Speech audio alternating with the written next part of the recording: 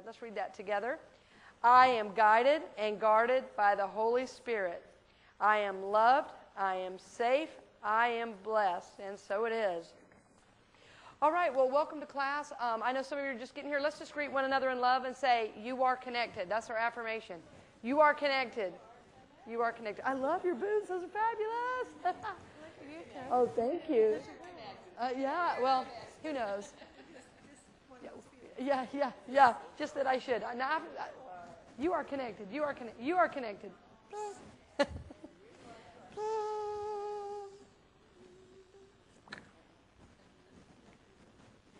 I know you guys are old enough to remember E.T. and Phone Home, right?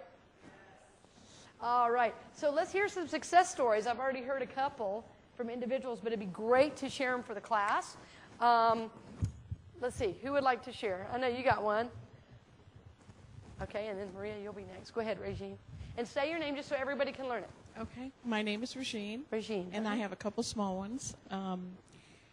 I went ahead, last year, about a year ago, I joined a gym. And as I was saying to Alice, exercise and I have not always been great friends. But I stuck with it, lost some weight, very excited. And yet when I came down here and started going to the gym here, the energy was just weird. I just hated going there. So I quit, ended up quitting. And at the end of the year, I decided, well, I needed to save money anyway. I'm not going. I won't. I'll just end up, end my membership and not go. So at the same time in December, I happened to change my health insurance. And the other day, I got a card in the mail, and it's a Silver Sneakers card. And I called my agent. I said, what is this? They said, oh, you can go to any gym in town for free. So I took that to mean that Spirit was going, okay, you get to still save money, but you still need to go to the gym. So I went awesome. Immediately. Yeah, I went immediately and signed up. So now I'm going to get back into it. And then the other thing that happened was Saturday, I went to a garden show with a friend of mine. And they had a demonstration. This guy was doing painting techniques for faux finishing and all kinds of different tricks and tips to make your painting job easier. And I really, really am into all kinds of decorating stuff. So I'm there. And, of course, he's showing his book that he's got that you can buy. And I'm thinking, I really want that book, but I just don't know if I'll decide at the end of the class if I want to spend the money for it. So he had this one guy get up and help him with some little demonstration, and I was like in the second row. And then a little farther on, he gets me, and he shows this great tip, and he gives the guy a plastic apron, and he gave me the book. Oh, perfect. And I didn't expect it at all, and I was immediately like, oh, thank you, God, that's so awesome. So, yeah, it was pretty cool. That's great. Now, I thought you said you had two small stories. To me, those feel like two big stories. Right? Those are big stories because they're affirmation of your work. And I'm saying, this is to lift it up for all of us. All of us do this, and I'll say, I don't know if men do it. I'm asking Harold and Greg if men do it. Women tend to, and it probably depends on how you're raised and all that, what's the feeling that you grew up in, belittle whatever they're doing. Like I have a little story or I have a little thing. And so when you said I had two small stories, and I heard them, I said, actually, those don't feel small at all. So I'm not saying you said it wrong by any means. No, yeah. I'm always looking at language and how I'm using it and how is what I'm saying reflecting where I am in consciousness. Okay? It's just like we all, need to do that. Look at our words. And so as I heard them, they felt like big stories. So I'm saying that for all of us. So anytime we get a manifestation, we want to say, wow, that was... Because the truth is, nothing big and nothing is small to the divine. It's all the same. And so it's our thinking about it that makes it so. But to the divine, you can, manifest $10 or $10,000, and it's a manifestation coming through a clear channel based on our experience and what we're ready to receive. Does that make sense? But wonderful stories of manifestation. I loved it. Thank you for sharing those. I'd love to get either one of those things, right? Free membership? Okay, go ahead. And share with your name with your Maria, uh-huh. Oh, wait a minute. Say again. 3 what? Aha! Great. I left. I went home. Before I got home, I went to the mailbox. I got all the mail, and of course I'm sorting through it, and I go, bills, bills, junk mail, bills, bills. Funny check looking. So I go, let me open it up. When I opened it, it happened to be that I had paid off a credit card a while back, but I had overpaid. I love that. And they had sent back the difference. And I was like, thank you, God, because so Saturday night I did my tithings right off of it right there. Right on. Yeah, and then on Thursday when I went to work, I still remembered what was said here, that be open to receive whatever is given to you.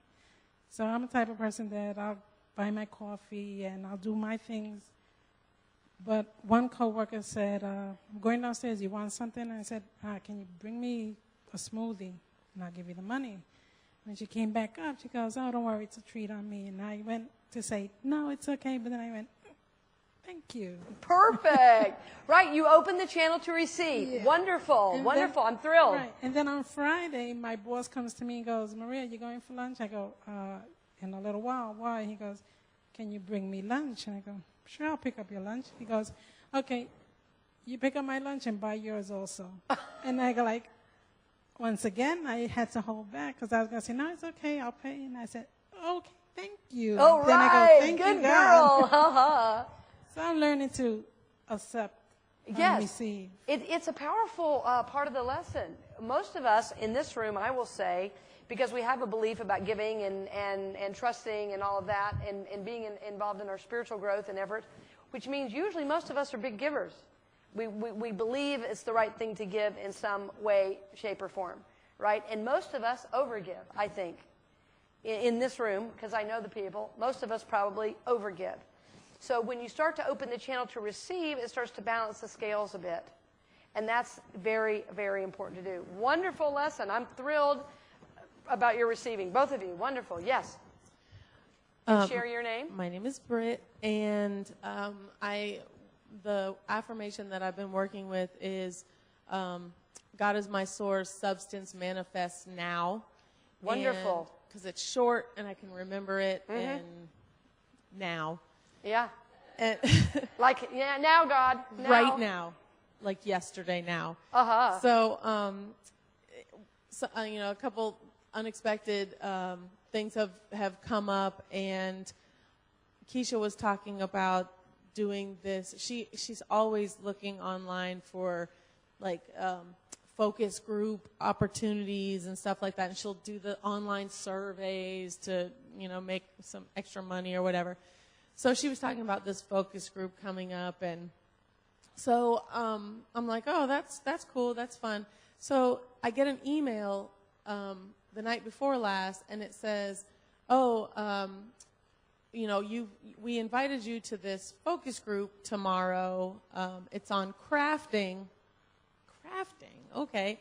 And, we'll pay you $50 for an hour and a half of your time, and you'll get some free products and, whatever. I'm like, huh? And I showed Keisha. She goes, that's the one I'm going to. So we went together. We had an awesome time. We made these little crafty things together. And then we each got $50. So, it was... So it is, It was awesome. So it was like a little mini date that we got paid. I love that, because it never works that way normally, right? Well, that was cool. Those are wonderful manifestations, all of you. So I'm glad that you're beginning to have them. If you haven't had them yet, you will, right? So no worries. And also, one of the things I have done at many different stages is make a list of everything I start manifesting when I'm really focusing on my prosperity. And that was a really good thing to do, because I was surprised at the number of different things, like it would be free airline tickets, worth whatever, like 2 tickets worth $700, unexpected free gym membership worth whatever. And you start adding all that up, it's like, gosh, that's way more than I ever tithed. So it's like the numbers, it's to see it in hard figures. And I kind of think like a guy that way. I want the numbers. Show me the figures. I manage a household. I've got children. I have one child, and I have investments. I have a retirement. I'm planning for my future. The numbers matter, right? If I thought tithing gave you less money, I would never do it. I wouldn't. But I've learned that tithing puts me in the flow of good for me. There. You will not stop me from writing a tithe check. I believe 110% in these principles because I've seen them over and over. So keep track of the goodness that comes in. And I mean, even like if you find a penny, write it down. It adds up. If you're giving $10, write it down. If somebody buys you a smoothie, write it down. You will not believe the things you've manifested. And that before, you may or may not have, but never would even have noticed. And then it starts to put you in the consciousness of, I'm worthy to receive. So see, every piece that you do on it, and I tend to go a little overboard, but I know that's why my consciousness is where it is now about money. I've never had this much. Didn't know I could have this much and be a minister, okay? And it's because of these types of things that I'm doing. And it comes from wherever it is at the moment. The church is not my source, right? God is. God is, right? So keep track of those things. You won't believe what comes. And one time I did it, I had a list, and it was only of financial things, thousands of dollars in a year. It was like over a year's time, thousands. Far more than I was able to tithe at the time. You know, unexpected tithe check over here, unexpected gift over there. Like I look at a jacket and suddenly I find a 20. I'm walking in a restaurant, there's a 50. You know, 50. Not 5, like 50. You know, at that time, that was big money. $50. Who in this room would not like to find a 50? 50, 50. You know, so anyway, it was amazing. It was amazing. And then I would find my list, you know, going through stuff, and I was like, I forgot about this list. This is so good. And then I would do it again, you know. So anyway, I just lifted up because I forget to say things like that I just do in my own process. I've never seen them really in a book anywhere, but I do it for me, and it really helps. Yeah. Okay, anybody else before we get into the material? Oh, yes, go ahead. Greg, I got a new crown. I lost my crown. It disappeared overnight. We won't project where it went to. But, you lost your crown. So the crown, so I went to the doctor, and he got a new crown, and he said, went to the person that takes the money, and says, talked to her, and then I said, he just said no charge. I said, well, that's very nice. And she says, yeah, I thought that was pretty nice, too. So. I've never, ever, has anybody heard of that? You lose your crown and you get a new free one? I've never heard of that. That is a clear manifestation. I love it. Way beyond what I've tithed. Way beyond what you've tithed. Exactly. You see what I mean? It's like the universe answers in bigger ways than we give. It's like grace is so a part of the law, you cannot outgive God. I've never been able to. Yes. This is Britt again. I took my MacBook in because it's been having issues. I took it in for service today, and the extended 3-year warranty expired in November. And so I'm like, oh, my God. So I took it in, and I was like, I know it's out of warranty. That I've been having this problem, whatever. So she checked it, whatever. She's like, it is a logic board issue, and it's $600. And I was like, because I said, how much is that going to cost? She's like, well, it is a $600 part, whatever. I go, and she goes, I don't want you to worry about the cost. Now, who says that works at, any store, really? No, right. I don't want you to worry about the cost. And I'm like, easy for you to say. Yeah, and, right. You're going to take my money. Right. Exactly. And I'm like, okay, I'm just going to have to get a new computer because there's no way. No. So anyway, I was like. Well, you can practically buy it. You can buy a new computer for $600 now. I know. That's what I'm saying. Like, not a Mac, for sure. Yeah, not a Mac. But so I'm like, and she's like, because you had the extended warranty and it's only 2 months out, I'm going to take care of it for you, and we're not going to charge you anything. So I was like. No, I had never heard of that either. I'll be honest with you. I've never heard of that. Yeah. So I was like. No. MacBooks and crowns, y'all. Yeah. Take that to the bank, man. I mean, right? It's like sometimes prosperity is just keeping money in your pocket. You know what I mean? It not going out, right? That is awesome. Wow. Because remember we talked about it. I never heard what happened. That was great. That happened today? Super. Oh, well. It's all you, as it always is. It's all your consciousness. And I'm in support of all your consciousness, obviously, thinking of you every day and thinking, I wonder if they're doing their affirmations today. Because I've been doing a new practice. Maybe if we have time, I'll tell you at the end if you're interested. That's really changing my consciousness on a few things. Should I tell you now or should I wait? All right. Every day I'm doing a list of 10 impossible things. And today I had to do more than 10 because I got so excited. And you know what? After I've been doing it for a while, and it's different every day, they don't feel so impossible anymore. And at least one, if not two of them, are already on their way to happening. Okay, sure. I mean, tell me 10 impossible things you want to do, and we'll write them down. They should be from you, not from me. It's just too, personal, frankly. Where's my markers? There they are. But I mean, one could be, I'll make $1 million in 2015. That could feel impossible. It isn't, though. It isn't actually impossible. And none of the things are. That's what's so amazing. I mean, so let's say number one might be and so I'm sorry, I'm going to write kind of messy, make $1 million in 2015. It's not a goal. It's not a goal. It's not a goal. These are impossible things. You want them to, it's like, how far can I stretch my mind? All right, so another one might be, a 10-day trip to Australia. All expenses paid.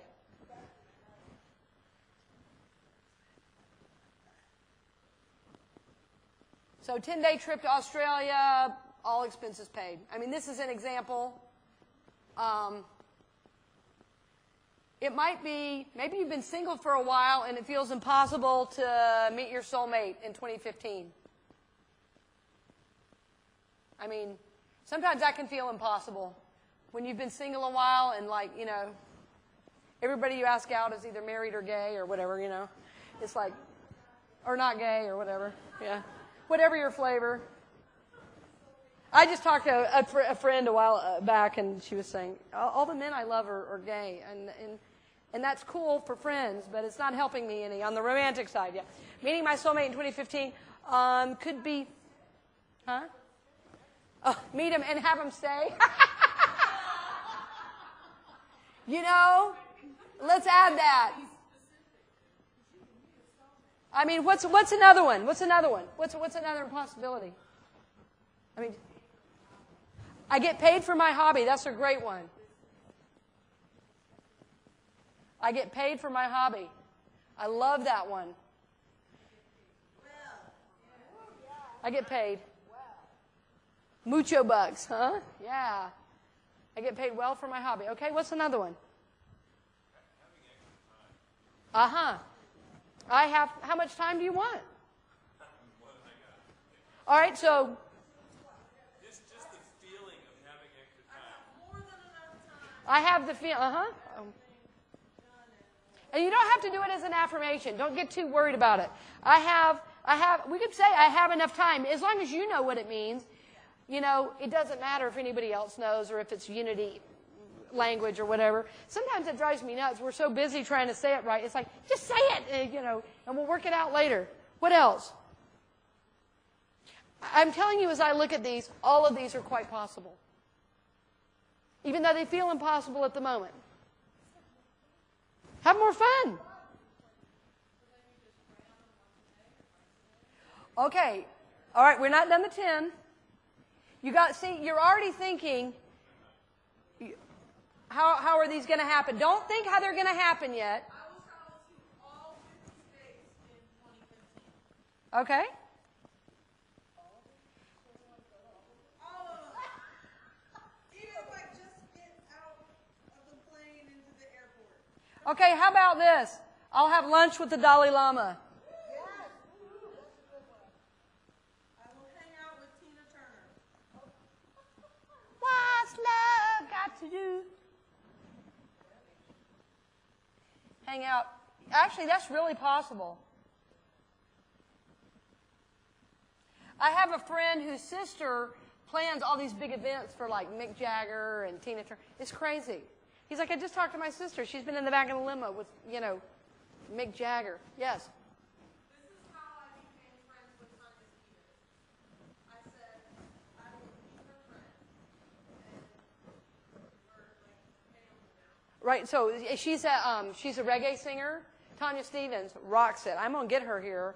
I said, Britt. She had one song I listened to called "The Bible or the Gun," which is a great tune. And then what's the other tune we were listening to? Keep Looking Up. It's a complete unity tune. Tanya Stevens. She's young, she's beautiful, she's hip, she's happening. Reggae. Okay, great list. So, after you make the list, I mean, there's several things you can do. One is just make a new list the next day. But what you'll probably start finding, the ones that really matter keep showing up on the list. Then those might become a goal. Maybe. Maybe. But the idea of the list is not to try to bring them into manifestation. It's to think outside of what you think is possible. It's to stretch your consciousness. One might be, I'll be on the cover of Time magazine. One might be, I'm going to go on Oprah. One might be, right. And I mean, like, if that's something that you wildly thought about, write it down, right? Because as you give it form, so when you write it down, you bring form to it. Charles Fillmore used to say, as long as it's in the mind, you know, it's creative. But remember we were saying thoughts are right. So we want to, and once we speak it, that gives it form. It focuses, it gives it form. So, I mean, all of these, I'm telling you, these are not nearly as impossible as mine. And none of these are even close to the impossibilities of mine. I'm not saying good or bad, but I'm saying these are all quite doable. And that's how it starts to sit once you start doing it. Do you see the idea? Stretch your mind, stretch your mind, stretch your mind. Like, what's a dream you've had? Go ahead, Britt. Well, I was just going to say that Ralph said that the trip to Australia needs to be at least 2 weeks to get over the jet lag. Nice. Ask him if he wants to take me. He can hear you. Oh, I've got Ralph, I want you to take me. I love you. Take me to, can we do this? Can we do this? Okay. 14 days. Okay. Well, you said you wanted to know. That's it. All right. It's a great practice, I'm telling you. You know, it could be even, maybe it's important to you to have spiritual retreat on here. Like I want to have, like when you're saying time, I want time for my spiritual growth. You know, I want time in an ashram. I have a friend who, you cannot believe what she has manifested. And the reason she did is she said, I don't care. And I mean, she's so awesome. She was like, you know what, Alice? I need to do a 30-day retreat. I'm scared to death to do it, but I know I need to do it. And I said, well, how are you going to do it? She said, I don't know yet, but it's going to happen. I mean, she did not allow any other answer, but yes. So she started researching how to do it, and she found this Buddhist center, and they have a work program. She goes totally for free for 30 days. Now she works. But she said, you know, I would be insane if I didn't do something. But for 30 days now, every year, she goes to this Buddhist retreat center, works as part of her thing there, and has 30 days of time away. Every year now she does it. Yes. We will have Keb Mo and Ricky BB here in 2015. Yeah. No, that's very possible. Very, very possible. Okay. Let's get into week 4, which is about connection. Let's do week 4. That connected, did it? Great. Chris said it's a be exercise, not a do, right? It's not about, I'm going to make this list and then I'm going to do it and make it happen. It's like, whew, how far can my mind stretch about what's possible for me? Mm-hmm. Well, and then sometimes if you look back at old lists, this is the last thing I'll say, then the new list spins off the old list. You know, it's like, oh no, but what if I could have this? What if I could have that?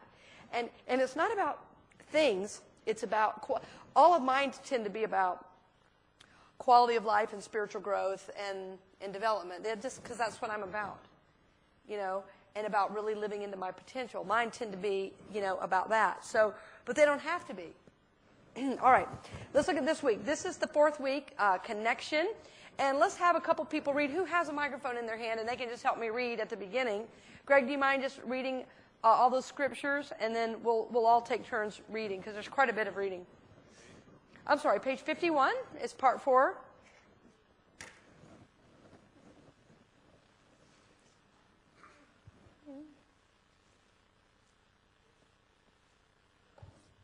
No problem. Take your time. You know, there's enough time for you to put your glasses on. There is. Connection.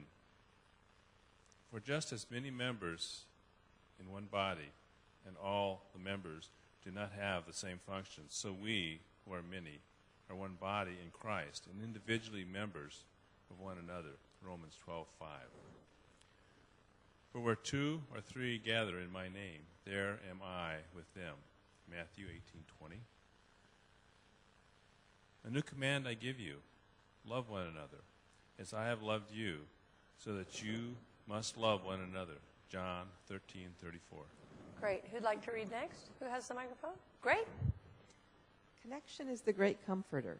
Connection is needed not only to survive, but also to thrive.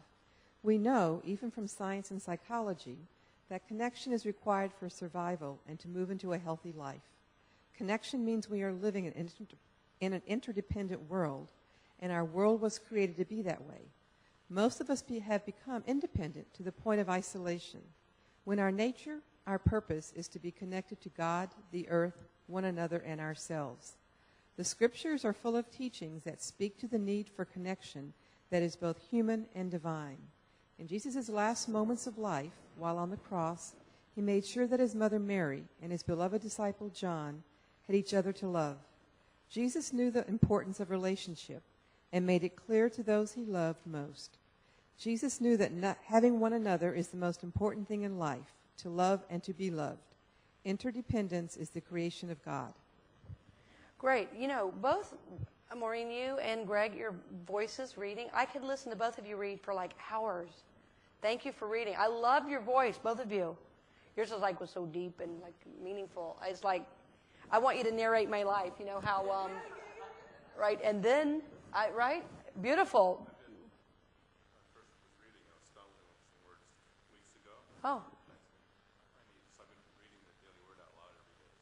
Oh, really? Wonderful. There is a rhythm to doing it, right? Good. Thank you both for reading. There are 4 major ways we see connection being stressed in the scriptures. Connection to God, connection to earth, connection to self, connection to others. All right, connection to God. Who'd like to read that section? Oh, great. Regine, okay. Connection to God or the divine and the depth of that relationship will be reflected in the other 3 areas. Our relationship with God dictates all other relationships and, of course, includes our soul's growth and evolution. This is true because God is within you and cannot be separated from you or anything you do or perceive. Your connection to God is the consciousness with which you live your life. The scriptures tell us in Matthew 6:33, "Seek first his kingdom and righteousness, and all these things will be added to you as well." Connection to God is prosperity itself. Connection to God will bring you all you need in terms of relationships, finances, and any other areas of life. Connection to God is the big deal. In my deep and consistent study of the scriptures, I have found one main point of the Hebrew Bible and the New Testament. It is so obvious it is almost funny. I just had seen this in an old text from a Bible class taught at Unity Village by Reverend Frank Giudice. Giudice. And it's beautiful in its simplicity. The point is the same, worded slightly different. Hebrew Bible, put God first. And the New Testament is seek first the kingdom. Wow, this is the point of the whole Bible. Yes, put God first and all good things come from there. That's it. When we look at the Bible from that point of trying to understand the message for us, rather than try to make the Bible fit for our message, it's amazing what is revealed. Put God first. Yay, good. Excellent reading, everybody. On the partner shares, we're going to take a little time to do it. How are you using your God connection to know your prosperity? So when we're asking these questions, it doesn't mean you're supposed to know necessarily. You're going to kind of talk through it, like process as you talk maybe. If God's the most important thing, you know, probably in your partners you're going to be talking about how are you connecting with God, and is that helping? And how are you seeing that? Yes, question? I just had a question. For people who do not, either do not recognize a connection with God or claim to be atheist or whatever, what is dictating the relationships in their life? Well, whether they believe in God or not, they're always connected to God. So, you know, like some people say, oh, you know, my religion is kindness, let's say. Well, you know, that's putting out good energy, so you get good energy back. So it's like your relationship to life, really. You know, when you know, Moses was at the burning bush and he says, you know, who do I say sent me? God says, well, just tell him, you know, I am that I am. In other words, I am beingness itself. So whether we have a belief in the divine, our connection with it, as, in other words, will reflect how we live. Like a native person is going to call God, say, Great Spirit, and see God in, you know, there's the corn god, the river god, the, you know, the whatever god, but it's clearly a sacred connection, right? So even though they're not picturing God in a way that would say we might, the connection is still there and very authentic. So it transcends belief and is really about how connected we live to life itself, really. Does that make sense? It's not about how we, because I have a good friend who says, I don't even like the word God. I say, great, don't use it. Great, don't use it. Use whatever works for you. Call it spirit, call it life, call it energy, you know, but it's like, what is your relationship to that, to the thing from which all things come, right? So I just call it God because, you know, it's what I grew up, that's my understanding, but you don't even have to have it for it to be so. Yes? I say God, universe, spirit, Sure. all interchangeably for me. Sure. Now, when I do that, my children, my son and my daughter both, they get very disturbed with me. And they're like, why can't you just say God? I said, I do say God, but to me it's all these other things also. And I said, I can't personally believe that God is so, you know, he's omnipotent. Why would he care how he, and they're saying, well, but we're supposed to pay homage to him. How do you answer that? I mean, I still do what I do, but and I respect that they do theirs, but they just have such a problem with it, and it comes up, you know, pretty often. I think arguing beliefs is a losing battle because you don't want to try to change where somebody else is. So I just try to be where I am and love people where they are, you know. And then if somebody gets in my face about it, I might just steer the conversation in another direction because you can't fight that really, and nor would you want to. I'm not trying to change their mind so much. Right. It's just trying to, I guess, point out that I'm not wrong either. I think that's yeah, understandable. Yeah, I think there's a time for that, to agree to disagree, and you know, what I might say at some point, I mean, I don't know the situation, so it's a little tricky for me to say, but if I were saying something and somebody were constantly, you know, saying, I might say, you know, when you talk about God, I let you have it. I just want you to let me have my connection without, or else I probably won't go on this topic with you. You know, because it's just too complicated. So I just wouldn't do it if I were, like, hitting resistance every time, just because it's too difficult. And it would, you know, like I have a sister, it's just the topics are news, weather, sports. Anything else, it's, God bless her, it's not going to happen. She's not there. She's not going to be there. She doesn't want to be there. She doesn't know there even exists. She lives in this really, you know, so news, weather, sports is a topic, like how's work, how's the dog, well, what have you been cooking? It's over. You know, so, and I honor that, but if I tried to make her go somewhere that she couldn't, it would just be, you know, it wouldn't work. All right, so go ahead and share in your partners how you're using your God connection to know your prosperity, or are you? That's the question. And make sure you introduce yourself if you don't know one another.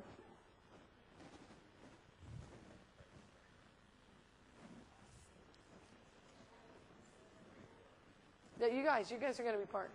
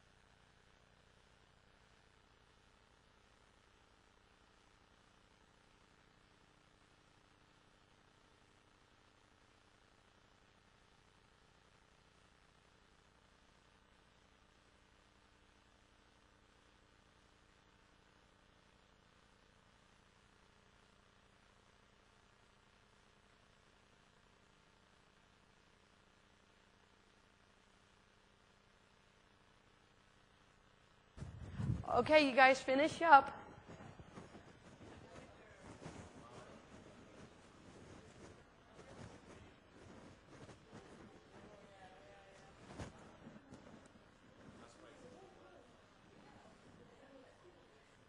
All right, good. You guys have a nice sharing. Yeah, I learned something. I want to mention Harold, too. I learned so much from Harold. He takes a lot of classes. He leads and works or does a lot with Course in Miracles. And he helps us with sound every week. So thank you, Harold. I wanted to acknowledge you for that. Yay. He just comes in as he volunteers, but then he also participates in the class. So great. Did you learn anything from your partner? Amazing, right? Yes? Oh, yeah, share. Hi, my name's Christy, and I wanted to share something that Britt had touched on. Yeah. About somebody that didn't believe. My father never really believed in God. Yeah. And so he's passed away, but he's like, when you're dead, you're done. You're done. Da, da, right. Da, da, da. So I said, well, if you find out that's not true, Dad, start sending us a sign. So it wasn't very long afterwards. In fact, I think it was the next day after his funeral, my sister was going to get in the car, and there was a ladybug that got in the car with her. Not a fly, not a mosquito, but a ladybug, which is kind of weird. And it is weird. So, she noticed that, and then, needless to say, it's been like 6 years, and these ladybugs just show up at the weirdest times. Very strange. My niece, when she got married, another relative, when she got out, as soon as we got out the door to go in towards the church and everything, ladybug lands on the shoulder. My niece that was incarcerated for a while, we went to pick her up as a whole family, as a caravan up in Tallahassee, and we stopped to get yogurt because she had a lot of cravings for things she hadn't had in a long time, and the ladybug landed in the yogurt cup. Oh. In the cup. It's just been one thing after another. Yeah. My sister was up on the roof bleaching the roof.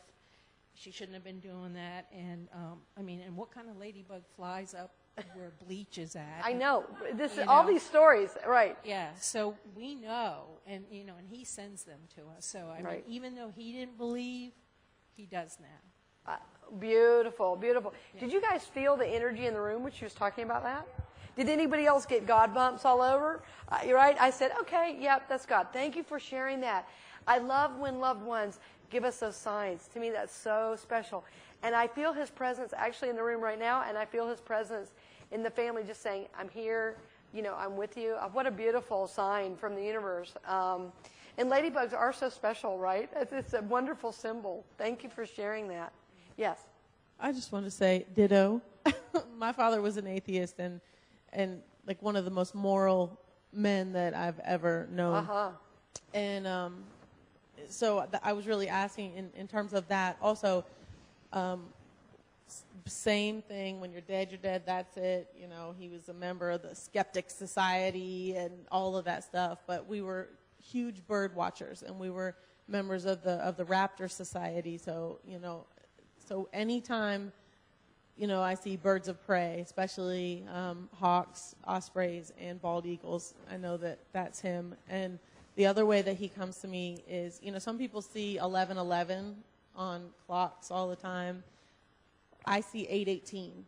Like, all the time I see 8:18, especially if I'm, like, wondering about something or struggling with something and all of that stuff. Like, I'll look at the clock and it'll say 8:18. His birthday was August 18th.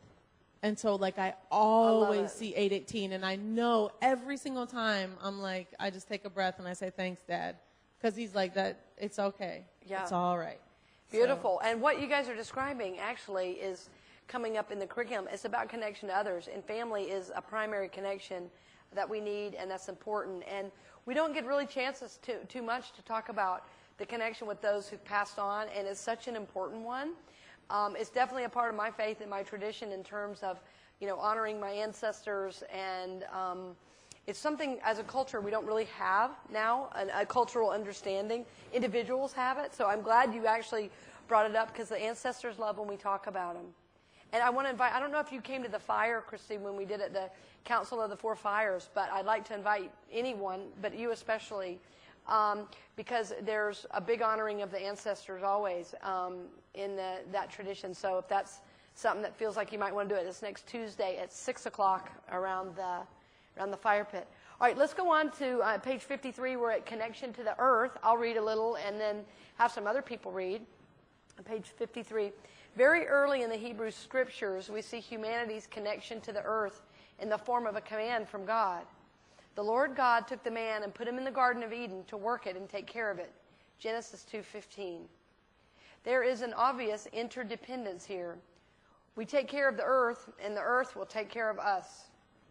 Even earlier in Genesis, we see the interdependence that God has created. Then God said, I give you every seed-bearing plant on the face of the whole earth, and every tree that has fruit with seed in it.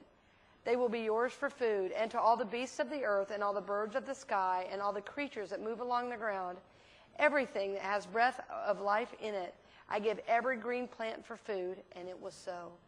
Genesis 1:29 and 30. We also learn many great teachings from the long ago people, the indigenous people of the Americas, about our interdependence of the earth and the prosperity that brings. It is important to remember that there were hundreds of tribes with differing beliefs based on the land they called home. However, one general truth that is consistent in indigenous tribes of the Americas and around the world is that the earth is our mother. Our long ago ancestors believed the earth was our mother and the sky was our father. Isn't that beautiful? Everything we need is being provided by either earth or sky. That is prosperity. Our work over the course of this class and beyond is to spend time with Mother Earth. Time spent with Mother Earth, time alone in nature, reminds us of the truth. It grounds us and brings us back to center. Spend time with the earth. Nurture that connection and watch the prosperity of healthy goodness and groundedness in your life. Acknowledge her gifts to you and to us. Thank the ancestors, and probably should even be your ancestors, for caring for her so we might enjoy and be nurtured by her. Take care of the earth. Love her. Thank her. You will be prosperous in ways that right now are not even imaginable to you.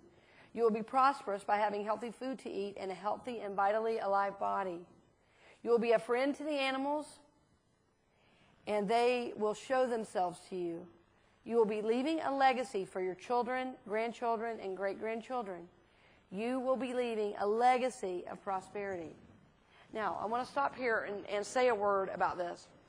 Some people don't quite understand how I go from New Thought to Native teachings, and it's quite simple. Because the New Thought teachings and the Native spirituality are kind of dovetail into each other, and they don't detract from one another. They're kind of symbiotic. And one of the things that you can do as a meditation exercise, and I can't remember if I put it in the book or not. We'll see when we get to the end. I just can't remember because I was thinking about it. Is one of the practices I do pretty regularly is when I go out, and there's a tree in my backyard that I'm forming a relationship with. My last house, it was so hard to leave the trees. Oh, my gosh, I just sobbed leaving my trees. It was this gorgeous tree in my backyard and my last house. And anyway, it's a little different in the new house. But one of the things that I do is as I'm sitting there or lying down, whichever one I'm doing, and I literally ask the earth just to take any pain, fear, suffering, or whatever. And as you do it, you can literally feel the earth taking it. And then what happens is I say a prayer or whatever, and I just ask to be filled with energy. And it's like the grass, the ground, it's all vitally alive energy. It's the purest energy we have. And so, because everything once it's in the air, well, look how we've polluted everything, But Earth is so perfect as it is, and it so changes. I mean, it's like that the earth is in as good a shape as it is with the way we've polluted it is really unbelievable. So it's like, and then as you are giving you energy, then you're giving it back.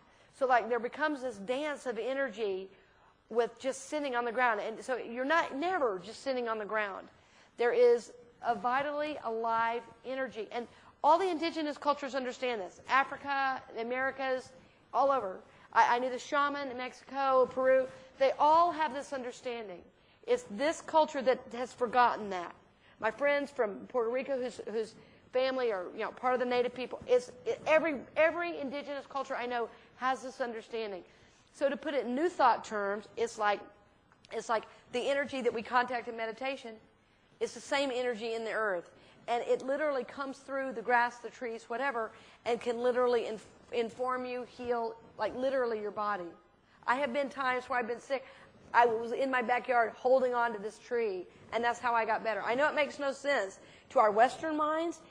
It doesn't matter. It's true, right? So the earth is giving us more than we would ever imagine, like enough air to breathe every day, right? We totally take that for granted. If all you did in your time in connecting with earth was just giving gratitude for all that the earth gives you, that would be wonderful.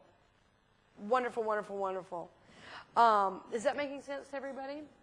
Yes. Britt? I just wanted to say that there was something on Facebook that said, if only the trees gave off Wi-Fi signals, people would want to protect them more instead of, just the air that we breathe. Yeah, it's only the air that we breathe, right? Right. Well, there was this native guy, and I loved him. He was an elder. I want to say, I was trying to remember what nation. I can't remember right off. But we had him at Unity of Phoenix a couple times, and he said, we Indians, this is how he talked. Indians, we know a few things, about nature, And I don't know if you all know this, but I go in my yard, and I have this tree back there, and, by the bottom of the tree there's a butt mark. You know what a butt mark is? That's because I sit my butt down at the foot of that tree every day, and, trees know things. Trees know things, and, I'm going to tell you something about a tree. You won't believe me, but it's true, So what I do is one day I'm going to, sit by my tree, and I take my milk out there. And it's hot, man. It's hot out here in Arizona, It's hot in Arizona. It's like 100 degrees, man. I'm sitting out there, and I'm under my tree, and I have my carton of milk, and I realize maybe 3-4 hours have gone by. And I pick up my carton of milk, and you know what? The milk's cold. So I said to myself, hey, I'm going to do a test. I think that's the tree, but hey, maybe I made it up. So I'm going to take this, and I'm going to put it 2 feet out from the tree, and I'm going to see what happens. So the next day, I take a fresh carton of milk out there, and I set it 2 feet from the tree, and in 4 hours, it isn't cold. And then I move it closer to the tree, and hey, let's just say it was colder than when it was further. Trees know things. Trees have energy. Kept my milk cold. Did the tree just do that for me, or does the tree just do that for everybody? I think you're going to have to find out for yourself. That's a great lesson. That's a great lesson. That literally the oxygen and what the tree was giving off kept his milk cool. That's something in Phoenix. I mean, I'm surprised there was any milk left, right? Because everything evaporates like so quick. It's like, put your gas cap on quick. You're going to lose. Great lesson, right? All right, partner share is this. How and when, so this is to keep you thinking, how and when will you connect with the earth? Sharing this will make it real and give form to your gratitude. It will also help hold you accountable. So I want you to get a different partner if you can to share and do that. And I know, sorry, I'm making you move, Chris. Sorry. And just take a minute. Just think out of what we've said, what sounds good that you might want to do to connect with the earth. Yay. Did you guys get some good ideas? Connecting from one another? I forgot for a second I was teaching. I got so into it with Michael and Harold back there. We were sharing stories. I said, man, I got to go up front. We've got like 2 more sections to do. That's good. Great sharing. Did you guys get some good ideas though for what to do? And we also got reminded of, without sharing specifics, of when we were kids, about how much more we were connected to the earth than as adults.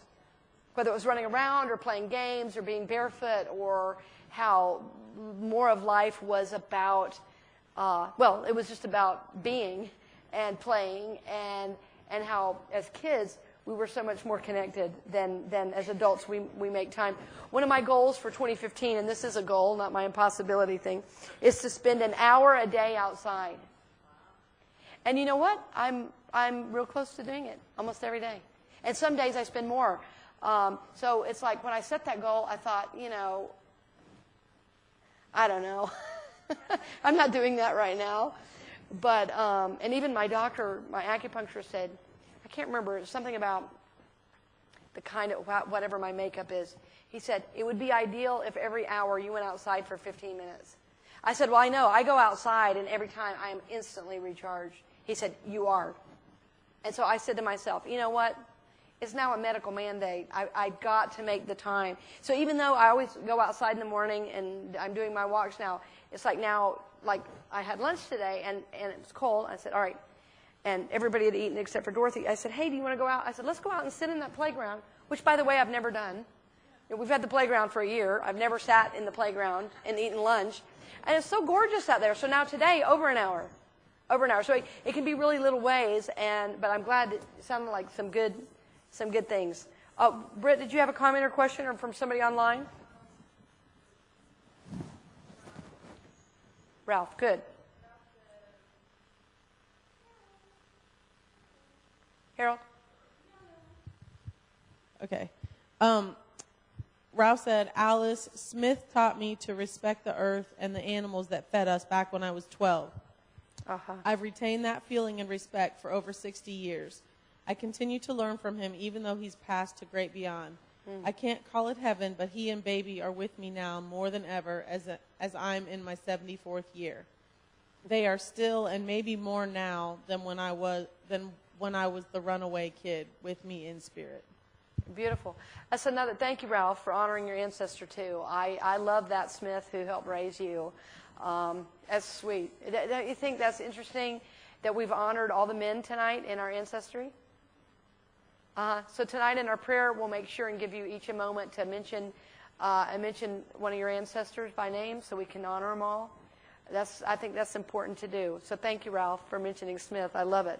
Yes. And mine too. Mine. I won't go into it, but certainly my honoring of my connection to nature started very, very young. And actually, it was because I think nobody really knew what I was doing. I was the youngest of 9. Everybody was pretty exhausted by the time I came along. So, and we lived, just go out, play in the woods, and that's what I did, So it was definitely and continues to be a huge safe place for me. And so where I am now with all of that is remembering I always have that in me anyway, whether I'm out in the woods or not. And that's the idea, is the connection that you feel and that you nurture. You don't then have to be in nature to feel it. Nature's in you. Does that make sense?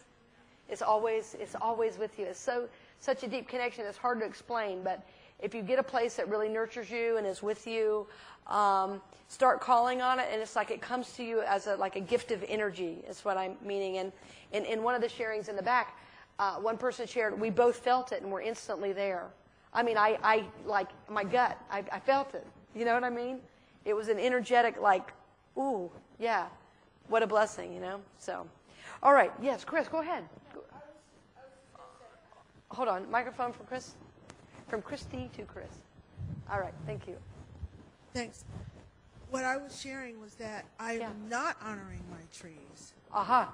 That I'm just started noticing about a week ago that everything about when I go outside, I'm worried about I didn't get the grass cut, all the doingness and not really enjoying it. So I stopped the other week and I started just being there, just being in the yard and just being there and waiting for that energy to come up. Yeah. And of course it always does. It shows right up. Yeah. And then I'll go out the next time and I do the old habit of that tree is too big, it needs to be trimmed. Oh my God, it could fall in the house. Blah, blah. And I send almost just nothing but negative energy to my trees. It's just bad. I just got the feeling of how, that is really not the thing to do. And so it's the last thing I thought I'd get from this class, but I'm going to go home and really be with the trees. I love I've that. got phenomenal trees in my backyard. I'm thrilled. If that were the only thing you got, I'd be absolutely thrilled. It's everything. It's everything. There's a wonderful book called The Healing Wisdom of Africa. And I've recommended it to white, African-American alike. And I learned so much from the book. And there's stories in there about people who were, much like what happened to the native people in this country, about how they'd be taken off to school away from their villages and brought back. And the one main thing that they have to heal, they use a tree to do it, is to help people re-heal their relationship with the earth. It's so sad and so beautiful what people finally see in the tree. It's so profound what happens, and it's like the village medicine men that have to take, and it's actually a man writing it, so it's about his role, and we're on the men thing tonight, so the ancestors are here telling me, but it's the trees are everything. I'm saying if you can connect with a tree, you got God, 100%. 100%. And I'm telling you, watch how it will respond to you. I'm not making this up. Watch how it will respond to you when you start spending time in there. And when you see another one, you won't see it, you will feel it first. I'm telling you. I could not possibly make this up. You will feel it before you even see it when you start to get your relationship with trees, especially with certain ones. Like you'll go, there's an oak over there, and you look and it's right there. I'm telling you. It's so profound. You'll be so connected. You won't believe what you feel out there. You will not believe it. So I really, really encourage it. If you do nothing, go barefoot in the grass every now and then, right? Just go barefoot in the grass and realize it's energy, it's informing you. It's profound, totally profound, the energy of that. All right, I could talk about that for 2 hours. That's the only thing about this class. 4 weeks is not enough. Okay, let's look at the next section, connection to self. Who wants to read maybe? Somebody with a microphone. Britt and Chris. So, okay. She's got her glasses on. Connection to self. You go next. I need to read this section, I think. All right, now. We are told in Scripture that the greatest commandment is to love God, Mark 12:30. The second commandment is this: you shall love your neighbor as yourself. There is no commandment greater than these, Mark 12:31. If you love yourself first, then you can love your neighbor. So many of us were taught that if we loved ourselves, we were selfish. The Scriptures tell us the opposite. Love yourself is a prerequisite for loving others. There's a great line from the musical Rent that says, you'll never share in love until you love yourself. I should know. What a wonderful truth. The character that says this is living with AIDS, is new in recovery and finding himself in life. So much wisdom. The truth can be found anywhere, and I love to find it in places like musicals, pop music, and our basic culture. The truth is everywhere. You just have to know how to look for it. Okay, great. Chris, you want to read? Many people over the years and in my own journey, the one area I need the most work in is loving myself. I have learned that the closer my relationship with God, the better my relationship is with myself. To love yourself or connection with self means to know you are worthy, you matter, and you have a purpose. It also means you begin to learn to nurture yourself, and as you do so, it will help you live your purpose in the world. There are many levels to this type of self-love. One of the most basic ideas is to get your head around is that you are lovable. Say it right now, together as a class. I am lovable. Great. Yes, you are lovable. Once we know we are lovable, we begin to listen to our bodies, our feelings, and even our souls. When we know we are worthy, we don't shrink away from challenge or not speak up when it's time to speak. Connection with yourself will bring you healthy relationships, financial abundance, and opportunity wherever you go. Begin listening to your inner voice of truth. Follow the voice of your soul to live more of your truth. You will see your purpose unfold before you. Connection with yourself is true prosperity. Okay, partner share. We won't do it in partners. You've done a lot of partner work. Just I'd love to hear from a couple people. How will you work this one? Because everybody in this room has this issue. Everybody in this culture has this issue. Because everything around us says you're not good enough. Right? Go ahead. I started working on this a couple of years ago, and I think I shared it with you. I started with saying that I approve of the decisions that I've made in my life, that I approve of myself. Because the idea of loving myself was just, I couldn't get it. It's too amorphous. You know, it is. It put too much trying into it. But when I started thinking, I approve of who I am. I approve of what I've done. I approve of how I look. I approve of, and the biggest one was I approve of the decisions that I've made in my life. That gave me like a real lift. And then instead of criticizing myself, because I figured somehow I could criticize myself into loving myself, that wasn't working out too well. And that started an energy that started to feel more like what people seem to be talking about when they said you have to love yourself. Yeah. Beautiful. I hope you don't mind. I just wrote a couple of the things as you were saying. I approve of who I am. I approve of the decisions I've made in my life. That's wonderful. Instead of saying what I should have done or what I, right? Because every decision got to where you are. That's a wonderful affirmation. I've never heard anybody say that, and I love it. I love that. Right? Isn't that great? Good. Anybody else? How might you work this one? JJ, go ahead. The yellow one? Okay. Yeah. Okay. Hey, as most of you know, I've just been recovering from my knee surgery. Right. And what I've learned through this very difficult process mostly was, well, first off, I've been off work, but for the first 17 days since I got back from the hospital, there was someone with me for 24 hours a day, a rotation of people coming in to love and support me. Wow. Yeah. Tremendous. It was huge.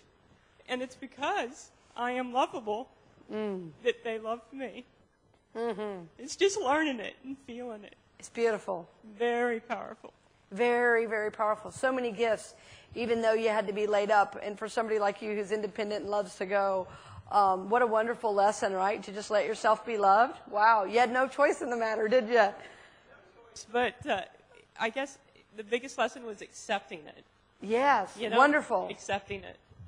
Yeah. Sometimes my affirmation when something comes is so simple. It's like, I am worthy to receive. It's really okay, you know? I am worthy to receive. I think I used to be so worried that people would think, oh, you're this or you're that. And now I just don't really care, I guess, what people think. And maybe you have to get to a certain age or something where you're not worried about it or whatever. But it's really just coming into myself more that it's like, wow, you know, I don't honor the gift that somebody's trying to give me, like say maybe, I loved your talk, okay? I mean, that's one that I get a lot. And I just say, oh, you know, right, or whatever. That, you know, you don't have to say, you know. And I realized it was actually putting them on, it wasn't accepting their gift, you know what I'm saying? And I was like, they're trying to tell me something. So now I just say, oh, thank you, you know. And sometimes I say to myself, when I'm saying thank you, I'll say, really accept it. Like, don't just say thank you because it's the right thing. I say, really accept it. Yeah. Yeah, the other part of that was, is like you were saying, just saying thank you, but hearing the words, you're welcome, you know, and really feeling that. Yes. Going, I'm welcome. Yeah, I am. I am welcome. Yes, you know, I know. You just say thank you and you're welcome all the time. Right. But for someone to look at you and say, you're welcome, and to feel it, it's huge. Huge. Huge, huge. Thank you for sharing that. Great, great. Let's go on to the last section. This is an interesting section to end on, but it'll be a positive note, I trust me. Connection with others. Does somebody want to read? I haven't really read much tonight, but anybody can that would like to? Okay, I'll go. Connection with others. Let's go back to and this is on page 56, by the way. Let's go back to the second commandment where Jesus says, you shall love your neighbor as yourself. Loving your neighbor is basically a command from God, but why would this be so? Loving others or connection with others is a way we know God and express God. Connection with others means we go beyond ourselves. It means we extend a hand of friendship to support, empower, and uplift others. Connection with others is also a way to receive that support, power, and upliftment. In the long ago times, there was a general understanding that we needed each other for survival. For instance, in many tribal systems, there were rules about not harming one of your own. If you did do such a thing, you would be banished from the people. Harming one's own was seen as a betrayal of the whole people. This is a deep teaching. Take this inward and apply it to your own life. Ask yourself some tough questions. How are we betraying ourselves or humanity when we isolate? How are we betraying those who need our love and support? How do we betray God and even our own soul? Connection with others is a requirement for a healthy life. Connection with others brings prosperity into your life and shares prosperity with others. Connection with others puts you into the flow of life. Connection with others brings more God into your life. The scriptures tell us in Matthew 18:20, "Again I say to you that if two of you agree on earth about anything that they may ask, it shall be done for them by the Father who is in heaven. For where two or three have gathered in my name, I am there in their midst." Now, large group share, it says share regarding questions of betrayal. I don't want to seem like a downer. I mean, how do we, if we are supposed to be interconnected and we are supposed to be connected with others, I mean, the question is, are we betraying ourselves? I mean, I took an indigenous teaching and said, apply it to daily life. Does it apply? I think, and say more about that. So Chris is saying, yes, of course it applies, but how does it? How does it? So, right, so if you harm one of your own, and you know, in a tribal system, that could be like something minor, we would consider minor, like dishonoring somebody, snubbing them by, you know, worst case, stealing from them, hurting them physically, emotionally, you know, in a way that was intention. So what might you say, Chris? Go ahead. Gossip. Saying unkind things about people, that energy goes to them, even though they may not ever hear it. Right. You know, you share it with someone else, you're sending them energy that's, you know, in a society that loves to gossip. I mean, we're sending people horrendous energy all the time. I know, and you know, this happened. A friend of mine was traveling a lot speaking, and he ran into this guy in the airport, and it was strange. He was on one of those shuttles, and the guy had on like a mask, and he was really kind of all done up, and my friend said, are you okay? And the guy, I mean, not like a medical mask, but like his face was covered, and he'd like, something is weird, and I don't know what. And the guy said, oh, I cannot stand being in the city. He said, I can't ever breathe the air. I just can't breathe the air here. And my friend said, oh, really? And so he just started talking to him. My friend was a minister, so just was kind of talking to him.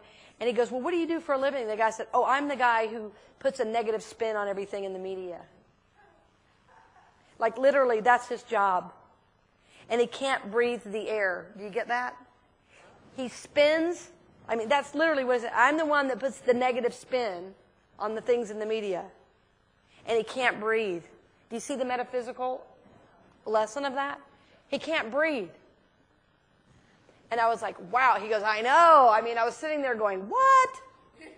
You know, he said, I didn't want to metaphysically malpractice on this guy, but I wanted to say, you know, you could actually change the fact that you can breathe by not, right? Yeah. And anybody else have an idea? How are we disconnected? Yes.